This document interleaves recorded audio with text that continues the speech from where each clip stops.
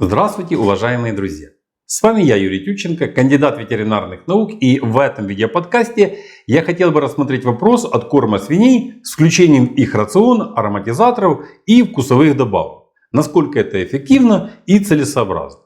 При постановке поросят на откорм все хотят одного – как можно меньше потратить кормов и за минимально возможное время получить как можно больший вес. Теоретически здесь все очень просто. Возьмите здорового поросенка с хорошей генетикой, создайте ему нормальные условия для роста и кормите его сбалансированным рационом. Вот и все секреты. Хочу акцентировать ваше внимание на то, что да, зоогенетические факторы играют огромную роль при откорме свиней. Что если свинарнике будет холодно или жарко, свиньи будут болеть, то эффективного откорма не получите.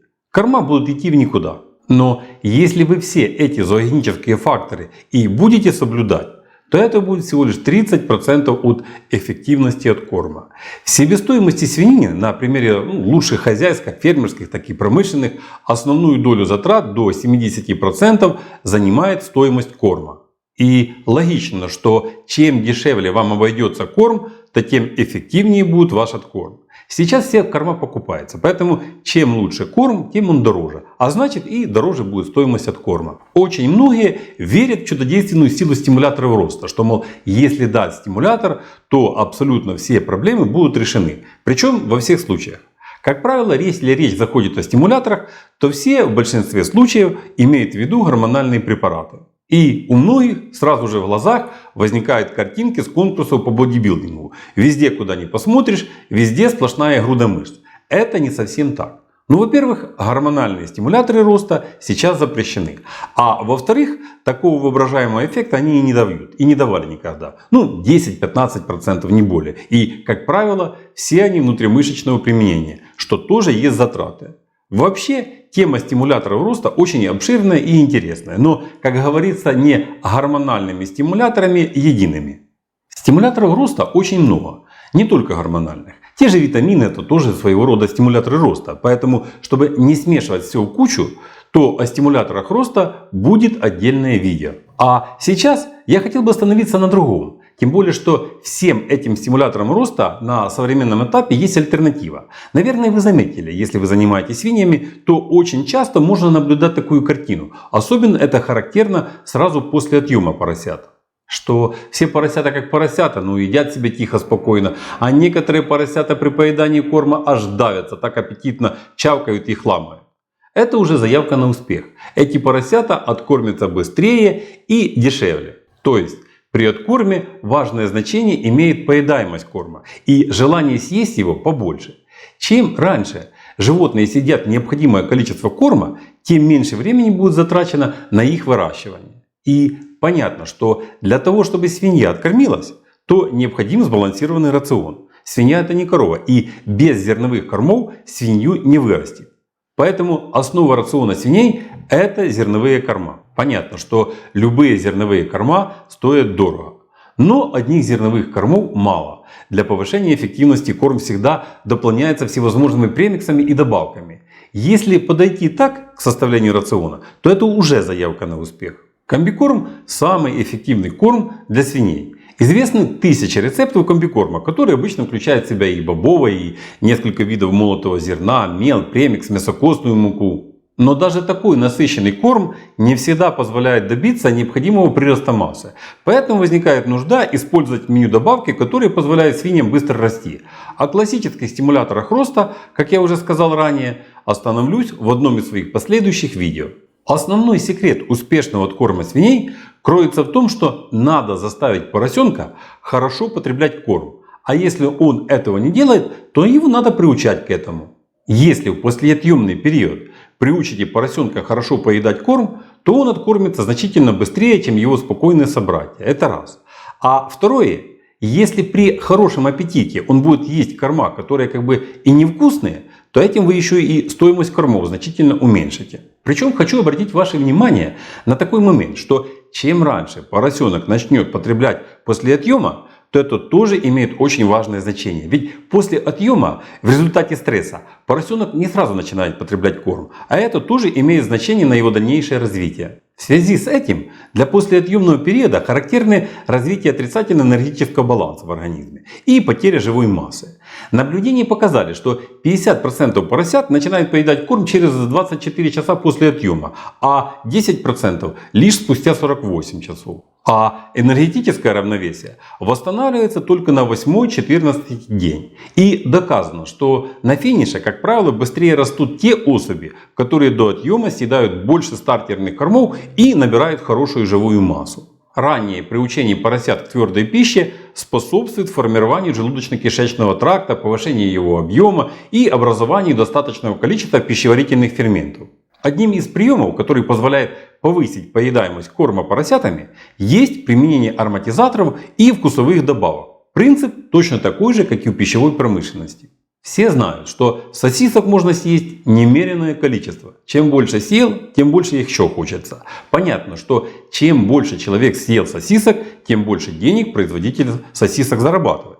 Ну а то, что при этом человек откармливается как свинья, то есть жиреет, то это никого не интересует. Ведь есть или не есть, это уже выбор самого человека. Человек-то существо сознательно. Как я уже сказал, что поедая сосиски, человек потребляет малоценные пищевые ингредиенты, которые раньше шли разве что на изготовление мясокостной муки. Теперь этих ингредиентов настолько не хватает, что их приходится импортировать из-за границы. Сосиски с мяса стоят дорого.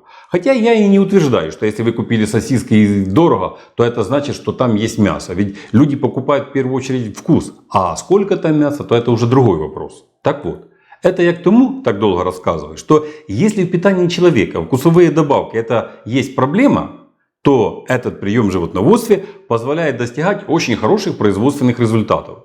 Ведь свиньи, как и люди, тоже любят вкусно поесть. Более того, способность распознавать запах у свиней развита еще гораздо сильнее, чем у человека. У них очень тонкое обоняние, причем намного выше, чем чувствительность вкусовых рецепторов языка. Скармливание рационов, имеющих знакомый для свиней запах, позволяет минимизировать стресс при отъеме, перемещении или перегруппировке поголовья. Ведь в этот период поросята под влиянием физиологических и психологических изменений подвергаются стрессу, в результате которого резко снижается аппетит. Использование же ароматизаторов повышает интерес к корму, как у молодняка, так и у взрослых особей, на каждом этапе выращивания. Пользуются популярностью добавки, которые пахнут молоком. Поросята, как и люди, любят ванильные и молочные ароматы. При включении в корм для свиней ароматизаторов поедаемость грубого корма и, как следствие, привесы больше у тех групп, которых кормили именно ароматизированными кормами. Поросята быстрее переходят с материнского молока на комбикорм при использовании ароматизаторов, которые придают корму молочный или сливочный вкус. Кстати, молодняк всех видов животных предпочитает корм со сладким вкусом, а от горького отказываются. На языке свиней расположены два типа рецепторов для распознавания сладкого и 200 видов анализаторов для определения горького и соленого. Поросята-сосуны, сосущие свиноматку, испытывают чувство защищенности. Молоко, как вы знаете, обладает сладким вкусом. Именно поэтому поросята, даже будучи взрослыми, воспринимают это молоко как источник жизни, источник безопасности, а корма с горьким вкусом у них ассоциируются с опасностью. Используя подсластители в свиноводстве, преследуют определенную цель – придать кормам интенсивную сладость и замаскировать горечь как самого продукта, так и горьких компонентов рациона – минералов, медикаментов, оксида цинка и всего другого, что имеет горький вкус. Благодаря совместному использованию ароматических веществ и усилителей вкуса повышается потребление корма и сокращаются сроки достижения свиньями товарного веса. Ароматы благотворно влияют на развитие свиньи, повышая ее иммунный статус, и при этом вкусный корм они охотнее поедают, увеличивая таким образом его потребление и прирост живой массы. Применение ароматов не только сглаживает непривычные, а порой и неприятные для животных ароматы корма, но и дают возможность быстро преодолевать период шока, особенно при отъеме, без каких-либо существенных изменений аппетита. И еще момент. Кроме того, что ароматизаторы способствуют увеличению потребления корма и стимулируют секреторную деятельность пищеварительной железы свиней, так они также еще и сокращают время поедания порции корма, предотвращают его потери и порчу. Расход вкусовых аттрактантов на тонну комбикорма составляет от 100 граммов до 1 кг в зависимости от рецепта корма и требуемой интенсивности аромата. Ароматизаторы незаменимы в рационах с высоким содержанием протеина, низким количеством рыбной муки и высоким уровнем сои, а также при введении в корма некоторых блендов из жира и масел, которые ухудшают вкусовые качества корма. Введение в рационы свиней ароматизаторов незначительно удорожает корм, не более чем на 1%, но зато увеличивает их потребление на 10-15% и продуктивность поголовья на 3-10%, в зависимости от показателя конверсии корма. Поэтому прежде чем бегать и искать всевозможные стимуляторы роста, подумайте о применении ароматизаторов и вкусовых добавок для свиней. Тем более, что мировая практика показывает, что их рынок постоянно растет. Объем мирового рынка кормовых ароматизаторов и подсластителей на данный момент уже более чем $1 миллиард. И к 2022 году этот показатель будет уже почти $1,5 миллиарда. Все это свидетельствует о том, что интерес к этой группе добавок постоянно растет. Тема эта очень актуальная и интересная, и не все нюансы раскрыты еще. Но мы к этому вернемся в наших последующих видео. А пока на этом все. Здоровья вам и вашим поросятам и до новых встреч!